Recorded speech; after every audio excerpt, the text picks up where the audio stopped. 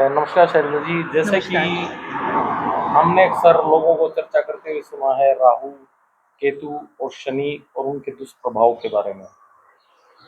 अक्सर लोग इन ग्रहों को लेकर चिंतित रहते हैं और जैसा कि एक रूमर्स है कि ये ग्रह जब भी किसी कुंडली में लगते हैं तो वो जीवन को बड़ा ही नुकसान, या लोगों ने अक्सर देखिए, सुना है कि वो नुकसान देते हैं या जैसे ऐसी भ्रांतियां हैं।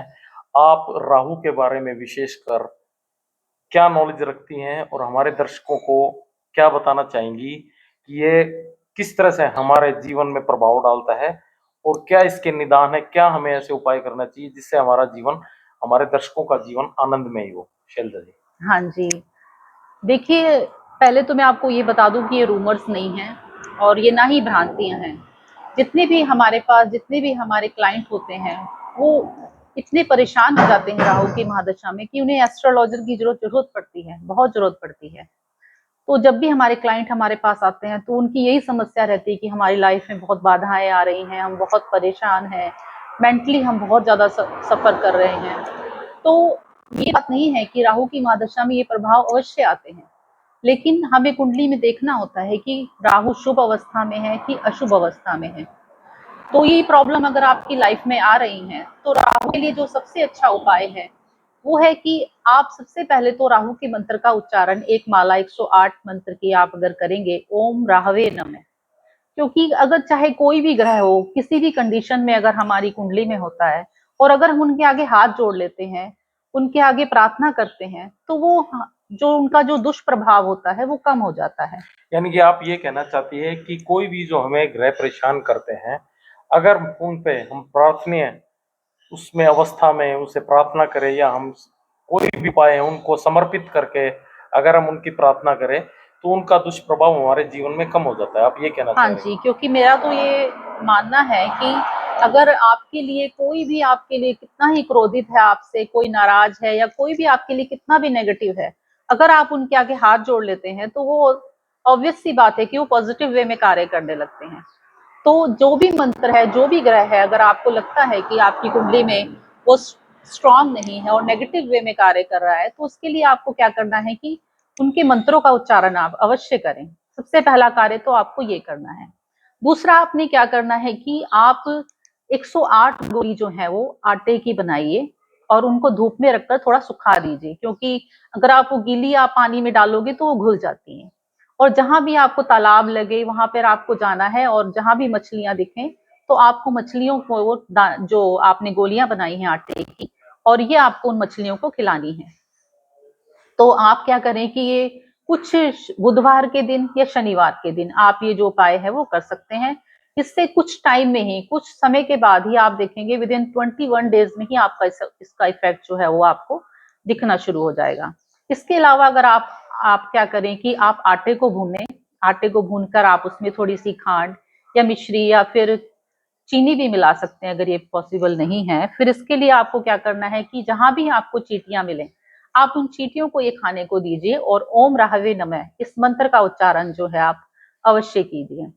इसके अलावा प्रवीण जी, मैं ये बताना चाहती हूँ कि अगर आप जो है राहु के लिए सबसे अच्छा उपाय है कि राहु को अगर पॉजिटिव करना है तो कपूर की स्मेल को आप जितना हो सके अपने आसपास रखिए।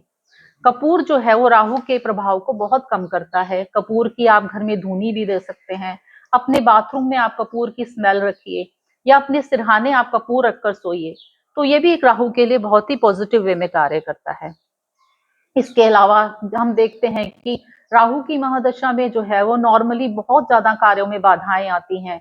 मेंटली हम बहुत ज्यादा परेशान हो जाते हैं कि हमारा कोई कार्य नहीं हो रहा है, या किसी बीमारी को लेके हमें वहम हो जाता है कि हमें ये हो गया है या वो हो गया है। कुछ ना कुछ हमें वहम की कंडीशन जो है वो राहु की महादशा में पैदा हो जाती है। तो ये तो है कि राहु की महादशा में जो लोग हैं वो बहुत ही परेशान तो हो जाते हैं, लेकिन इसके लिए हमने जो अगर हम उपाय करते हैं तो नेगेटिव वे में जो राहु कार्य कर रहे हैं वो पॉजिटिव वे में कार्य करने लगते हैं। इसके अलावा आपको क्या करना है कि जैसे मोर का पंख होता है, तो मोर के पंख का भी आप ज्यादा से ज्यादा अपने घर में यूज करें। मोर के पंख को अपने सिरहाने रखकर सोएं, या मोर के पंख को अपने सिर के ऊपर से 7 बार वारें। मोर के पंख को अपनी बॉडी से टच करवाएं दिन में कई बार, तो ये भी राहु के इफेक्ट को जो है वो कम करते हैं। क्योंकि हम देखते हैं प्रवीण जी की जब राहु की महादशा आती है तो लोग जो है वो सबसे ज्यादा मेंटली बहुत ज्यादा परेशान हो जाते हैं। सबसे ज्यादा ये माइंड के ऊपर ही इफेक्ट करता है। सर दर्द रहना, डिप्रेशन रहना, ये सारी कंडीशन जो है वो राहु की महादशा में पैदा हो जाती है। तो ये उपाय जो है आप राहु की महादशा में जो दुष्प्रभाव है उसको कम करने के लिए कर सकते हैं। ये बहुत ही अच्छे हैं और जितने भी क्लाइंट को मैंने ये बताए हैं ये बहुत ही इफेक्टिव रहे हैं उनके लिए। बाकी आपकी कुंडली में देखना ही होता है कि राहु किस कंडीशन में है, और ये सब तो एक डीप वो है जो कुंडली को स्टडी करके ही पता चलती है। हाँ तो जी प्रवीण आपने जी। मुख्य रूप से आपने जो जैसा कि आपने बताया कि ये कुंडली में ग्रह की दशा किस हाउस में बैठा है, क्या इफेक्ट डाल रहा है, वो तो एक डीप स्टडी होगी, लेकिन आपने एक मोटे रूप से बताया है। हाँ जी, ये उम्मीद एक मतलब एक ये जनरल उपाय है जो कि आपको कुंडली में महादशा में अगर आपको ये पता है कि आपके ऊपर राहु की महादशा चल रही है, सिर्फ इतना ही आपको पता है। और ये जनरल उपाय है जो मतलब कि आपकी कुंडली में किसी भी मतलब सेक्टर में किसी भी हाउस में अगर आपके राहु देव हैं तो मतलब वो हर जगह पे ये उपाय काम करते हैं। ये एक जनरल उपाय है जो आप कहीं भी कर सकते हैं। उम्मीद करते हैं जैसे कि आपने जो जानकारी दी है हमारे दर्शकों को, यह बहुत ही फलीभूत करेगी। उम्मीद करता हूँ मैं अपने दर्शकों से कि जैसा कि आपको शैलजा जी ने जितने भी उपाय बताए हैं आप इनको जीवन में अपनाएं और अपने जीवन को खुशहाल बनाएं। उम्मीद करते हैं राहु देवता आप पे हमेशा कृपा रखें और आपकी जो भी समस्याएं हैं उनका कुछ चंद उपाय करके आप मुझे अपनी कुंडली अपनी जो कुंडली है आप वो कमेंट बॉक्स में डाल सकते हैं, जिससे मैं आपके हाउस के अकॉर्डिंग जो उपाय होंगे वो आपको मैसेज बॉक्स के थ्रू जो है वो आपको भेज सकती हूँ।